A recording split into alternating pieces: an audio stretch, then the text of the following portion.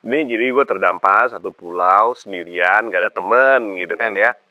Buku pertama, gue tetap buku survival guide gue. Emang lu punya buku survival guys? Ada. Buku kedua, Famous Five. Enid Blyton. Atau 5 sih awal. Ini buku ketiga tuh. Berpikir dan berjiwa besar.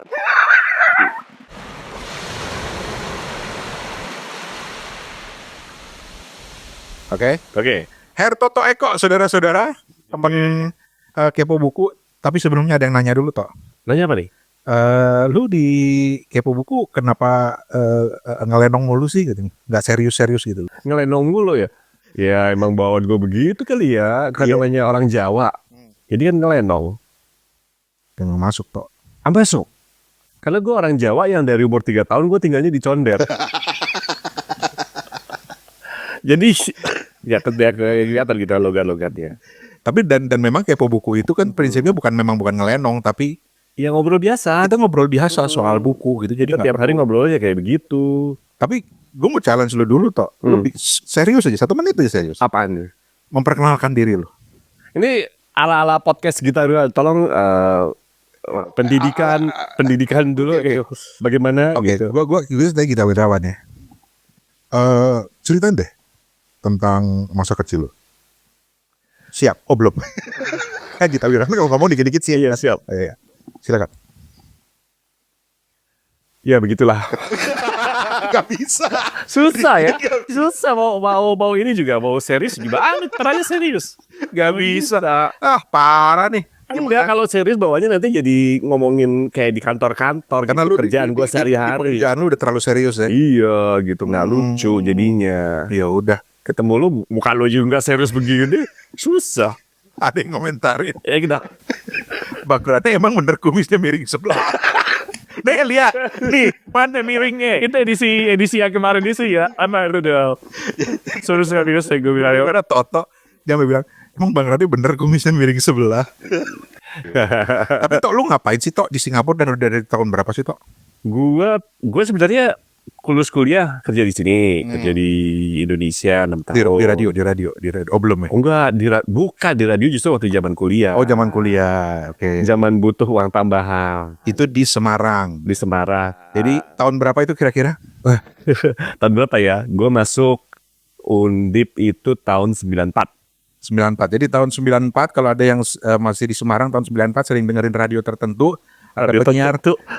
Gue nggak tahu nama radionya. Radio Gajah Mada. Oh Radio Gajah Mada. Terus ada penyiar namanya Dito White. Ini orangnya.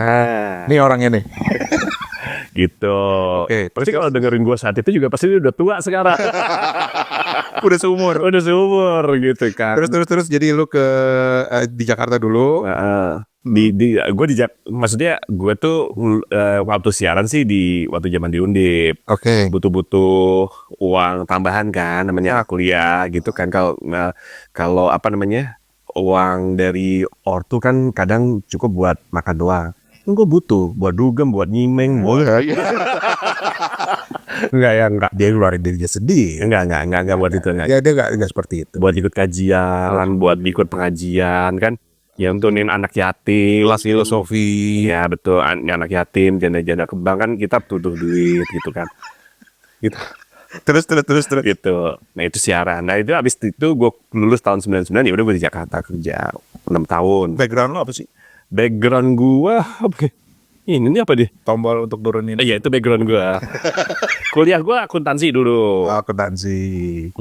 Tapi gue masuk ke IT. Oke. Oh iya.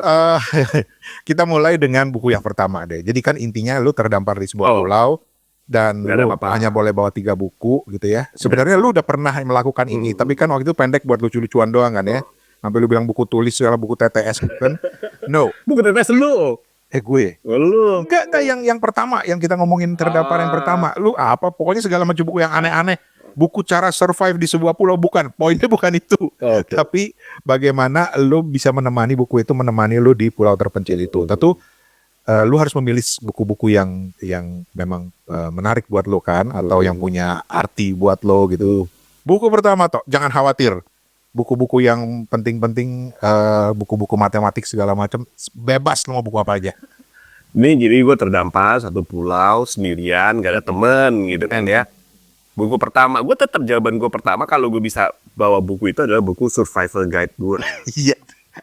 Emang lu punya buku survival guide? Ada. Lu buat apa nyimpan buku survival Ini guide? gue cerita gue teman-teman ya. Kita tuh kan termakan teori konspirasi. Jadi jujur aja nih Ran ya. Di rumah itu ada yang namanya emergency bag. Ya, Di Singapura. di Singapura. Wow. Jadi satu bag itu gue sama istri gue udah nyiapin gitu ya. Itu ada senter, ada sedikit obat-obatan, ada juga gue bahkan punya radio analog. Gue taruh Di emergency dia bag. emergency bag itu salah satu. Wow. Dan buku survival itu. Apa yang bikin lu parno? Jadi siapa tahu aja nanti Dajjal datang. Kan kita kan the end of the world. Tapi seorang banyak ya. Iya. Iya. Atau Indonesia menyerbu gitu ya. Iya, Indonesia menyebut Singapura nggak sih, nggak tahu juga. Dulu ada bercandaan Indonesia itu nggak perlu nyerbu Singapura dengan senjata. Cukup meludah aja. Cukup Itu ngeludah. orang Jakarta meludah aja. Cukup ngeludah atau kencing bareng ke laut. Sebenarnya hancur. Katanya begitu. Tapi oke, survival guide. Lu nggak inget bukunya karangannya siapa? Nggak inget. Kayaknya dia tuh buku kompilasi gitu deh. Ntar gue tunjukin lah ya. Oke, ntar kita cari, kita pasang di layar ya. Jadi buku survival guide. Oke. Kayak gitu-gitu. Jadi isinya tuh gimana. Walaupun gue juga kalau di situ emang gue bisa ya. Karena susah juga sih ada tie the knot kayak gitu-gitu. Gimana bikin. Dulu tuh gue pernah diajarin gimana lu bikin air. Air tuh kalau di pasir. Lu itu selama ada plastik. Lu kasih batu. Nanti dia semalaman gitu ya. Dia bisa dapat tuh dari embun-embun pagi gitu. Dari malaman. Salah satunya gitu. Terus apa lagi yang masih lu inget banget dari survival guide itu? Apalagi ya. Ciri-ciri tanaman kalau nggak salah ada juga. Tapi tergantung pulau ya dong. Tergantung di mana kan. Iya. Ini menarik nih karena nggak semua orang Indonesia kan itu negara yang rawan bencana ya. Tapi kita tuh nggak pernah punya kebiasaan menyimpan apa sih istilahnya ya?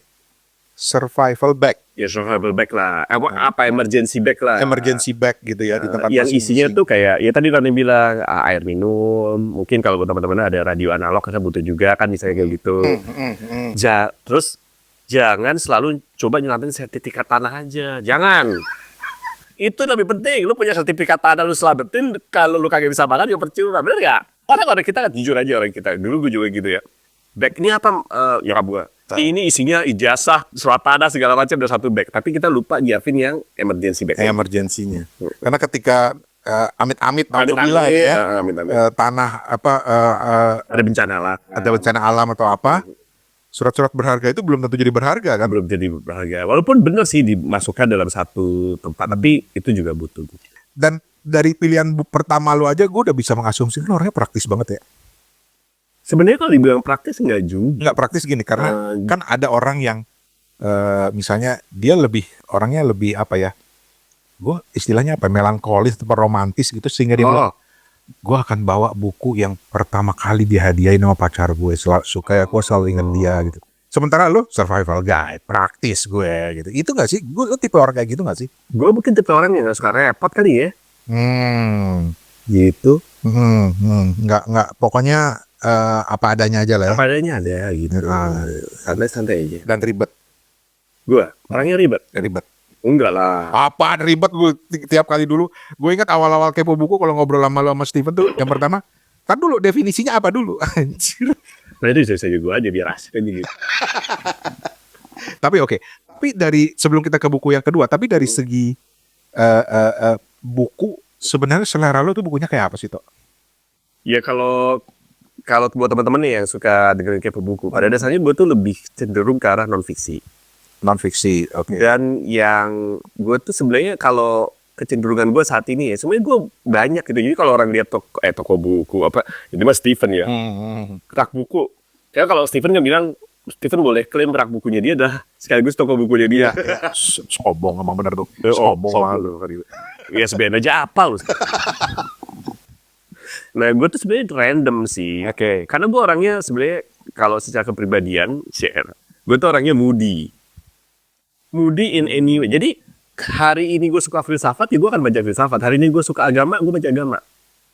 Biasanya orang-orang moody kayak gitu tuh cenderung dia punya perasaan yang melankolis terhadap macam-macam hal gitu. Tapi lu tuh Justru orangnya pragmatis banget. enggak, justru enggak. Karena gue bingung kalau misalnya melankoli kan artinya lu gimana ya? Kalau misalnya seperti contoh yang lu bilang ya, melankoli misalnya, lu itu buku yang pernah dihadiahkan pacar. Lah menurut gue saat itu nggak mikir ke situ jadi tidak. Atau mungkin pacar lu dulu nggak ngadiain buku gitu ya? Iya, pacar gue menghadiahkan sesuatu yang berharga. Hai. Lanjut. Oke. Jadi itu tadi. Bakmi ayam. Dulu zaman kuliah, bakmi ayam tuh berharga. Gue dengernya babi ayam.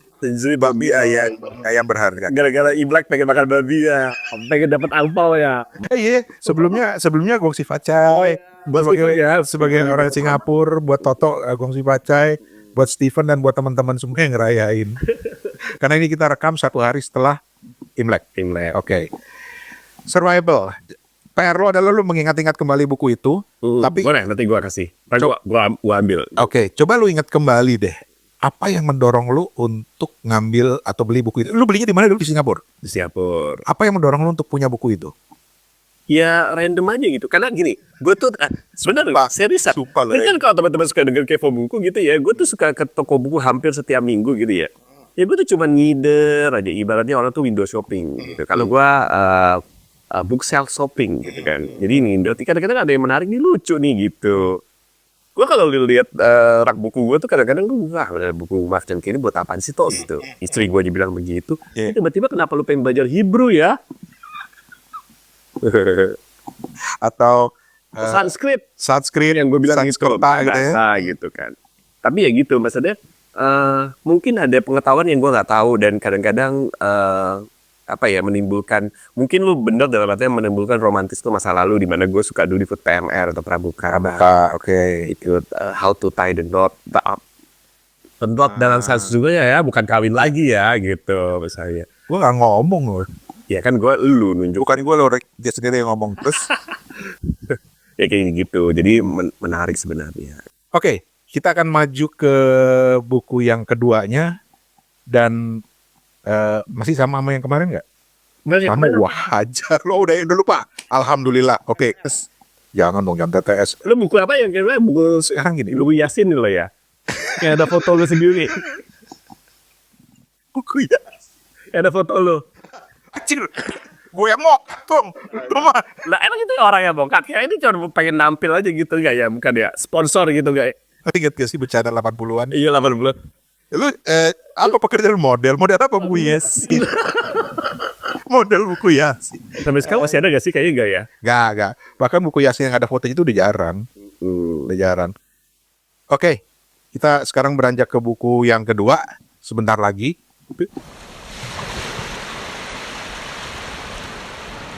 Oke, teman-teman. Kita di segmen kedua dari Terdampar. Dan terus terang gue agak berjuang kali ini dengan tamu terdampar gue karena kenapa? Dia orang yang ngomong tuh bisa kesana kemari gitu. Oh iya. Jadi tugas gue untuk meluruskan. Ciri khas orang sanguin. Sanguin tuh apa? Kan ada 4. Lo tadi kan ngomong melankoli kayak gitu. Ada 4 orang yang sanguin, pragmatis kayak gitu-gitu. Pragmatis tuh orangnya yang datar gitu. Terus ada orang, kalau saya melankoli atau apa gitu. Nah, terus sanguin tuh orangnya suka ngomong mulu gitu. Oh, lu sanguin berarti ya? Nah, jadi kalau lu bilang orang yang ribet, enggak. Orang yang ribet tuh biasanya orang-orang yang melankoli, yang dia pengen detail banget gitu. Kok di detail. Tapi lu ribet kan orangnya? Ya, gue ribet apa sih? Lah ribet ah. Biasa aja, gue santai orangnya. Santai ya? Oke, kita mulai dengan buku yang kedua. Tapi sebelumnya, lagi-lagi mau ngingetin sama teman-teman, Terdampar itu kita ngumpulin orang-orang yang mau cerita tentang bukunya, tapi kita buat dia lebih berimajinasi. Atau lebih imajinatif dengan membayangkan seandainya dia terdampar di sebuah pulau dan hanya boleh membawa 3 buah buku gitu dan 1 buah lagu. Nah, 1 buah lagu ya? 1 buah lagu, lu harus siap, gue nggak mau tahu pokoknya. Emang lu tadi di briefing katanya 1 buah album. Ya boleh deh, lagu sama album deh Tok. Nggak, 1 lagu atau 1 album, tapi bukan album kompilasi ya, gue ajar lo. Tapi oke. Buku kedua Tok. Apa yang akan lu bawa ke pulau terpencil ini? Ini gue paling bingung ya kalau ngomong buku ya. Mungkin salah satu bukunya Famous Five. Enid Blyton. Atau 5 Sekawan. 5 Sekawan gitu. Sebelumnya cerita dulu dong. Karena sebenarnya 5 Sekawan ini udah banyak ya dijual lagi di Gramedia. Walaupun buat gue terjemahannya udah beda Tok dengan zaman kita sih. Menurut gue nggak tahu kalau penerjemahnya sama. Nanti mungkin teman-teman di Gramedia bisa ceritain. Tapi Famous Five itu apa? Famous Five itu kalau di Indonesia mungkin lebih dikenal dengan nama Lima Sekawan. Oke. Dia pengarangnya Eric Barton gitu, si Radit tadi bilang bener banget gitu. Dan dia pengarang banyak ya, ada banyak ya itu. Barton tuh ngarang Banyak banget. Nah dia tuh Lima Sekawan, gue juga lupa nih nama-namanya nih. Ada Gue hafal. Julian, Dick, terus Anne, George atau Georgina, Georgina, sama anjingnya ya? anjingnya Tim. Tim kan iya. Enggak, dia Lima Sekawan itu termasuk anjingnya ya? Iya. Julian, Dick, Anne, Georgina, Timmy. Iya, anjingnya. Gitu. Oke. Nah, jadi dia kita sebenarnya ini kalau zaman dulu tuh ada kumpulan-kumpulan anak muda gitu ya, macam-macam serinya, dan salah satunya ini.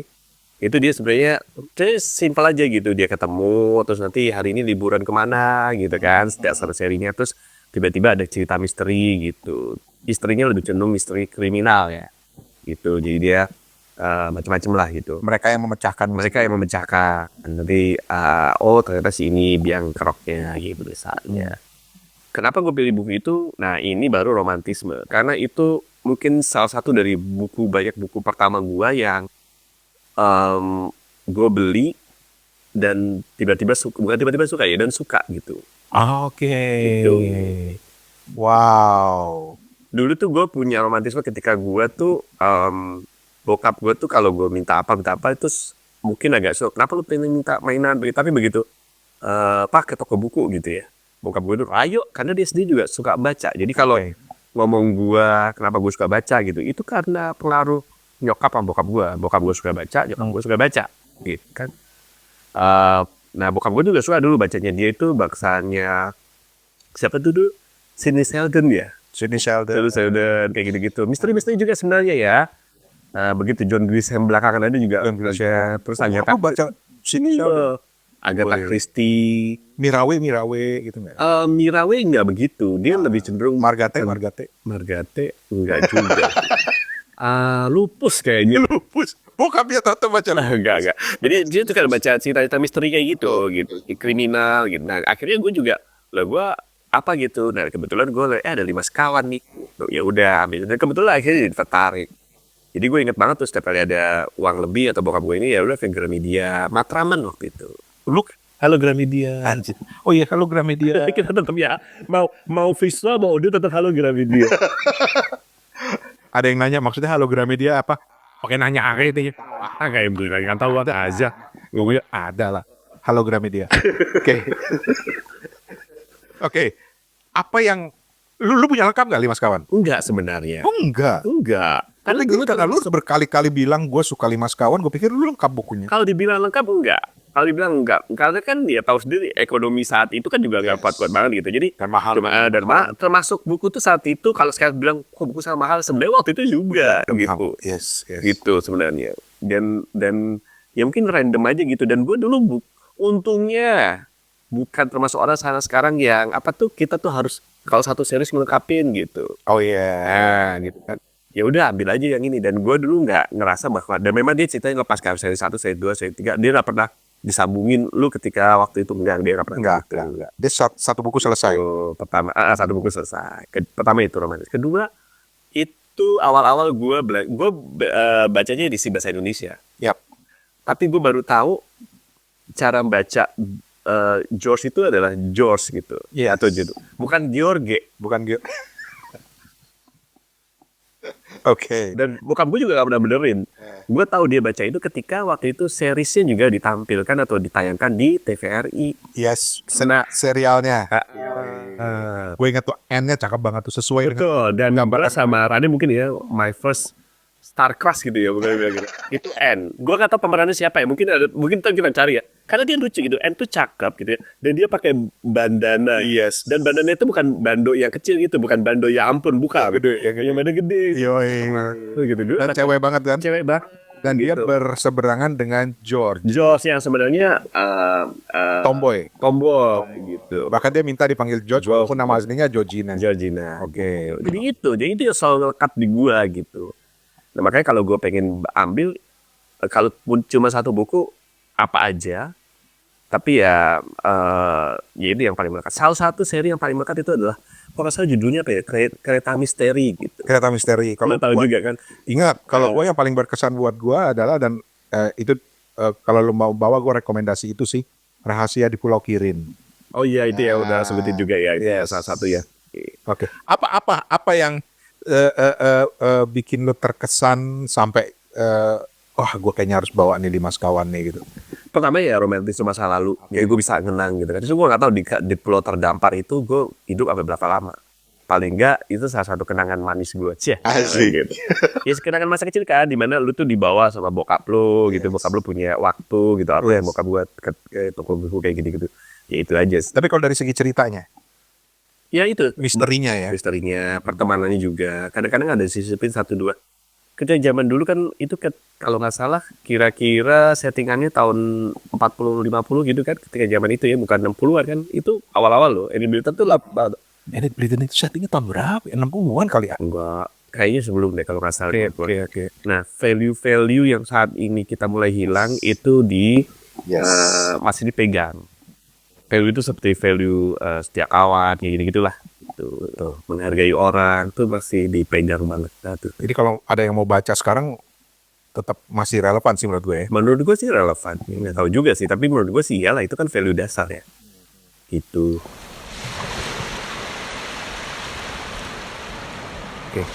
Oke.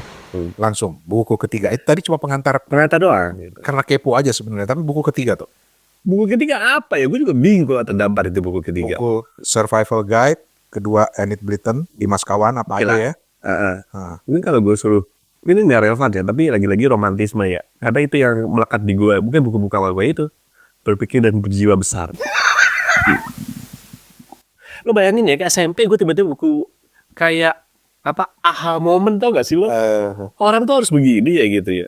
Berpikir dan berjiwa besar gitu. Jadi berpikir positif. Gue penasaran toh. Lanjut toh. Nah, Berpikir dan berjiwa besar terus. berpikir Gue inget dan- banget itu buku tapi gue lupa. David Squart apa siapa gitu pengarangnya.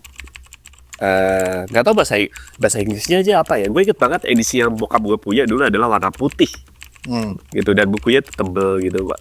Kayak bukunya kecil, bukan tipe yang buku gede gitu, bukunya kecil. Tadi di situ dibikin tebel. Berpikir dan berjiwa besar. Bener ya, bener menjadi besar. David Squart, David kan siapa? Brian Swart gitu. The Magic of Thinking Big.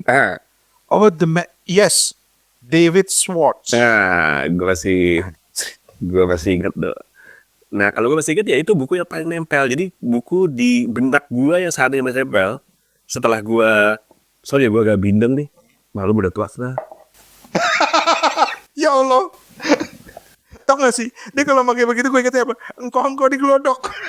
Iya loh. Ini bukan sponsor ya. Bukan sponsor, oke. Nanti di blur aja. Oh di blur nanti. David Schwartz Berpikir dan Berjiwa Besar. Lu masih inget gak umur berapa lu baca buku itu? SMP lah. Kenapa? Habis sunat. Kelas 6 kan gue sunat. Jadi pribadi, ngomongin pribadi gitu. Terus Gak tau mau ngapain lagi. bisa baru lagi gitu kan. Ya terus ya udah baca buku gitu. Oke. Kan gue bilang gue tuh suka ngoprek bacaan. Selain bacaan gue, kalau habis ya gue bacaan bokap tuh entah kenapa dari sekian banyak buku-buku bokap gue itu yang paling nempel. Kenapa? Dan gue paling baca sampai habis. Waktu itu. Serius lu? David Schwartz lu baca sampai habis? Iya. David ceritanya banyak. Kalau buku luar negeri kan gitu ya, nggak langsung to the point. Iya. Dia ada ceritain siapa aja Iya, gitu iya. ya gitu. Buku ini merupakan pendekatan yang sudah terbukti efektif terhadap situasi kehidupan yang secara universal dapat diterapkan dan berhasil seperti mukjizat. Iya. Gokil. Buku full self help lah. Oke. Gitu. Nah, tapi ada kelasnya ketika gue coba berpikir dan berjiwa besar di mata anak-anak teman-teman gue, mungkin gue sok banget sih jadi orang gitu, sok optimis, sok bisa. Kalau gue dulu satu sekolah malu, gue nggak akan bilang gitu toh. Apa? Gue Tua. akan bilang tua lu. Tua lu gitu. Ya itu yang terjadi gitu. Oke. Kayak gitu. Tapi karena itu gimana ya? Gue waktu itu kayak aha moment aja gitu. Orang tuh ternyata harus begini gitu. Gitu aja. Oke. Jadi ini termasuk dalam buku self help, buku motivasi. Nah sekarang gue pernah baca di threads ya. Gue jadi sering main di threads sekarang karena banyak diskusi-diskusi menarik di situ. Salah satunya ada yang bilang gini, dia nggak suka buku motivasi dan itu nyambung ke gue ya. Karena menurut dia setiap orang punya perjalanan hidup yang beda. Jadi lu nggak bisa bikin perjalanan itu jadi template. Gitu. Lu sendiri gimana? Termasuk dengan si David Schwartz ini. Bener banget, karena konteks itu kadang-kadang harus tapi menurut gue intinya tuh apa gitu. Kalau gue sih itu aja. Bukan berarti harus sama ya, Oke. tapi apa ya, prinsipnya kita ambil aja. Kadang-kadang perlu ada sesuatu yang ternyata ada orang yang bisa melakukan ini ya, belum tentu kita bisa juga gitu. Oke. Dan itu bermanfaat buat lu buku itu sampai lu terdampar di pulau pun akan lu bawa itu, atau memang lebih karena romantis aja? Romantisme, dan menurut gue berpikir dan berjiwa besar nih kalau gue di ini. Lu terdampar gitu ya? Buat optimis. Tiba-tiba Stephen nongol gitu.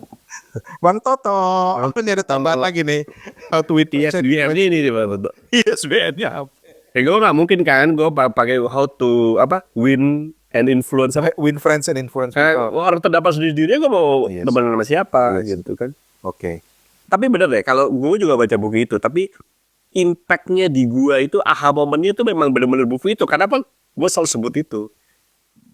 Mungkin sama hal ketika gue baca buku aha, momen gue ketika gue baca The Kawan gitu. Karena mungkin awal-awal gue baca gitu dan berkenalan dengan buku yang serius gitu, mungkin ya itu. Jadi di sini nunjukin ya teman-teman ya betapa buku itu berpengaruh ya terhadap perkembangan kita. Dan buat gue pribadi itu yang membuat gue hati-hati banget ketika gue membaca buku gitu. Karena gue gampang banget terpengaruh oleh buku. Makanya kalau self help sih mungkin karena masalah lain ya, masalah pribadi itu ya. Yang sudah diceritakan di episode lain silahkan dicari gitu ya. Dicari satu-satu. Tapi buat gue atau gini, pertanyaan gue ke lu sekarang masih suka buku self help Pak? Masih.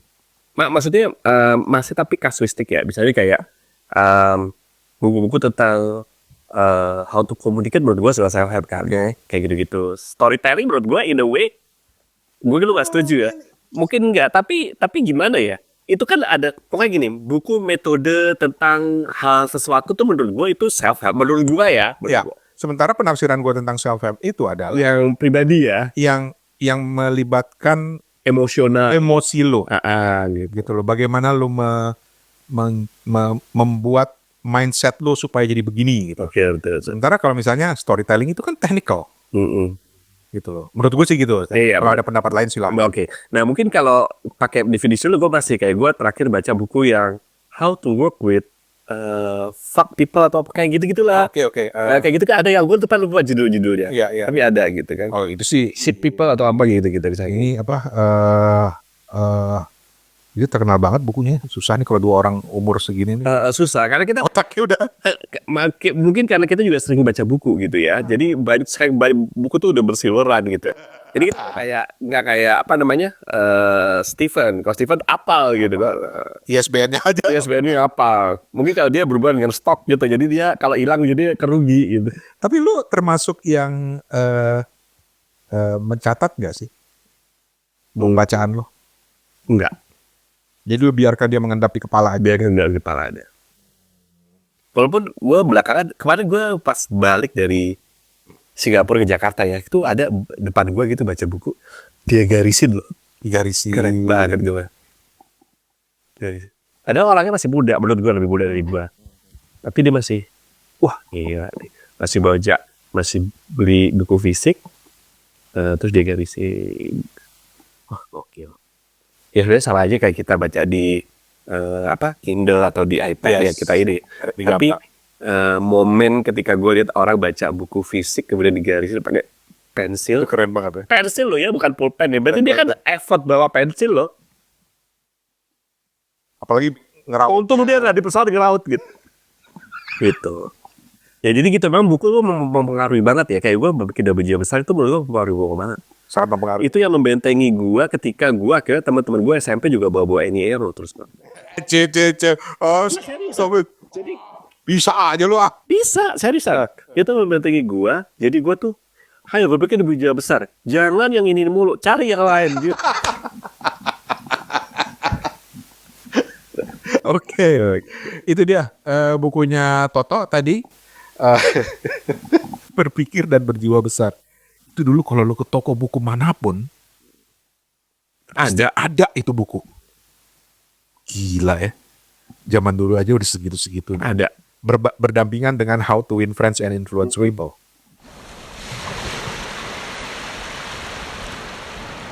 Oke. Kita sekarang langsung aja ke bagian terakhir deh. Ini nggak panjang-panjang amat juga karena waktunya udah panjang. Lagu toh. Sebenarnya gue kalau suruh milih lagu satu sama satu ya. Jadi gini.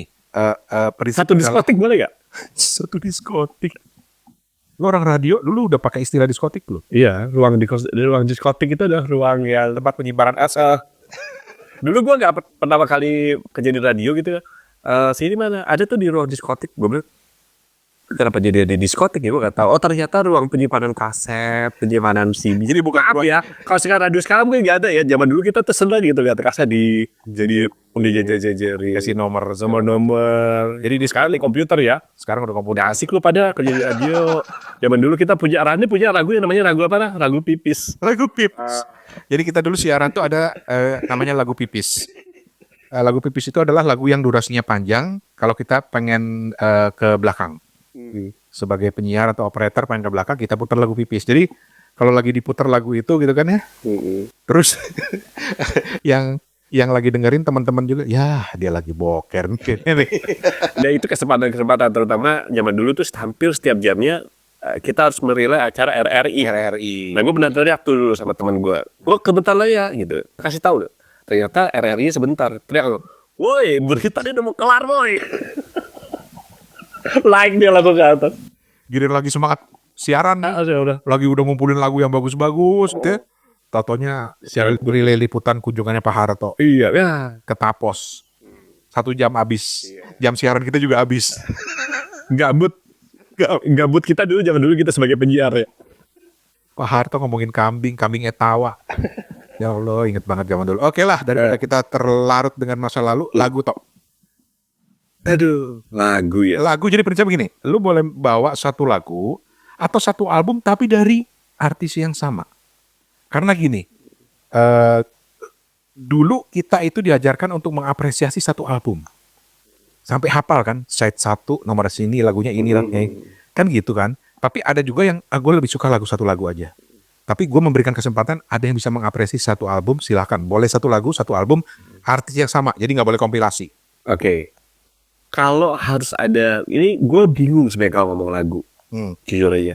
Tapi kalau gue suruh milih artis aja, mungkin gue akan pilih 2 artis ini. Pertama Chrisye atau Ebit G. Ade. Nggak bisa, lo harus milih salah satu. Mungkin kalau untuk Keluarkan sisi pragmatisme lu. mungkin untuk satu lagu ya, lagu dari Chrisye ini walaupun banyak lagu yang gue suka gitu ya. Satu lagu ini paling sering gue dengerin. Apa tuh? Ada saja itu Bimbo ya, Bimbo, sorry, bukan. Apa sih yang ketika hati Tiba ketika tangan dan kaki. Apa tuh judulnya lupa, pokoknya itulah judulnya. Pokoknya itulah lagunya. Inilah podcaster zaman sekarang yang usianya lupa tinggal cari di internet. Iya, sementara dulu kita dipaksa untuk mikir. Ketika tangan, sementara yang lagi nonton ini lagu. Ketika tangan dan kaki berkata, dan lu orang tua.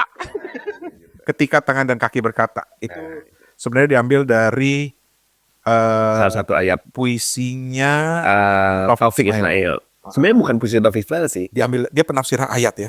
Dia sebenarnya diminta untuk bikin lirik kan kalau nggak salah. Oh yes. Tapi dia nggak ketemu tuh. Akhirnya dia kita baca salah satu ayat Al-Quran di itu. Akhirnya itu Keluar lagu itu lucu banget karena kalau nggak salah tuh Chrisye cuman bisa nyanyi lagu itu sekali doang.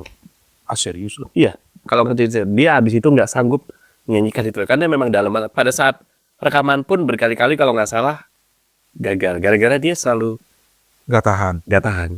Kalau nggak salah coba lu cari deh. Gue dengar ceritanya begitu. Oh yang digambarin di film itu ya.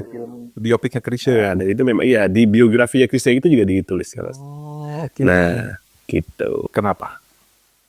Ya pertama lirik lagunya enak, kedua ya apalagi gitu gue udah terdampar di itu ya mendekatlah pada Tuhan gitu.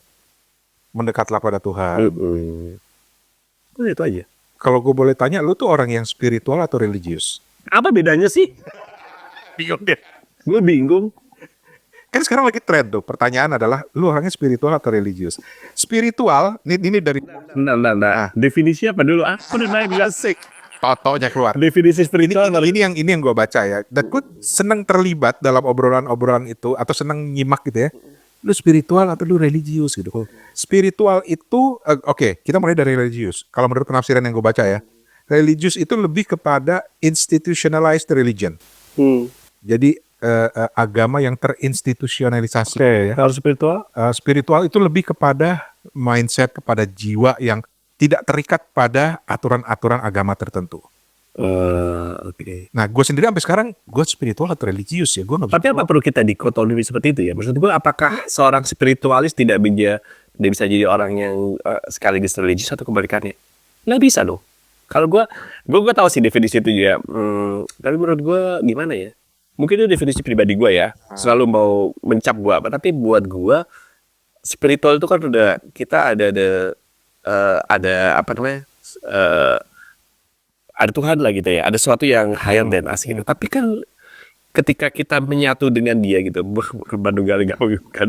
Tapi ketika kita paham ada sesuatu yang ada the higher being gitu ya. Kan kita berusaha untuk jadi orang atau sesuatu yang dicintai dengan dia. Dan cintai dengan dia ya menurut gua ya hanya bisa melakukan apa yang dia inginkan gitu, yaitu religius itu sendiri gitu.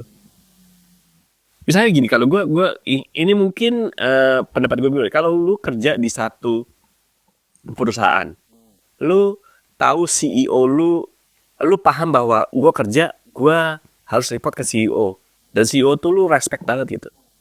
Tapi lu CEO lu nyuruh kerja begini-begini tuh segala lakukan, menurut gue kan aneh ya. Kalau dalam bayangan gue ya, kan gitu aja. Di satu sisi, kalau lu cuma ngerjain sesuatu tanpa merecognize CEO lu gitu, ya andai juga lu kerja buat apa gitu kalau nggak bergerak atasan lu. Jadi kalau menurut gue jangan sesuatu yang kalau gue ya, menurut gue jangan dikotomikan. Emang lu bisa, mungkin bagi sebagian orang bisa, tapi menurut gue spiritualis itu harusnya jadi religius juga, begitu juga sebaliknya. Karena kalau gue sih bilangnya kenapa harus ada dikotomi antara spiritualitas dan religiulitas itu, karena masih banyak yang memandang agama atau religion itu sebagai sesuatu yang dogmatis. Gila berarti ngomongin menurut ya itu serius kan? Serius nih Ya, gue. kita ngomong santai, bercanda tapi serius.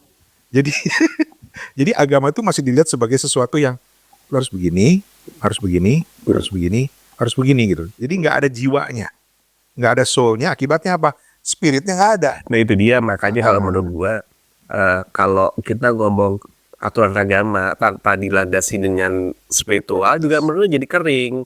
Lu melakukan sesuatu apapun itu, ritual apapun, kalau lu nggak berdasarkan itu jadi kering. Kenapa gua harus melakukan itu? Karena lu nggak punya arisan spiritualnya. Tapi kalau bisa spiritualnya, emang spiritual lu bisa akan jadi higher kalau lu nggak melakukan ritual. Menurut gua kok nggak bisa. Kalau menurut gue.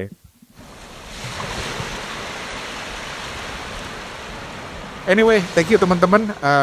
Dan yang tertarik untuk ngisi di Terdampar atau jadi tamu di Terdampar, datang ke studio kita ngobrol kayak begini, silahkan lo kontak. Tapi ceritakan dulu ada 3 buku apa yang ingin kalian bawa ke Pulau Terdampar, 1 lagu. Nanti kita akan pilih siapa aja. Kalaupun Anda tidak ada di Jakarta, nggak bisa main ke Antasari, tempat kita sekarang, kita bisa online juga kok. Tapi ya itu dia, kirimkan dulu 3 bukunya, jelasin kepada kita apa, nanti kita akan ajak kalian, gitu. Sip. Gitu. Thank you. Oke, sukses terus Mas Tato. Terima kasih.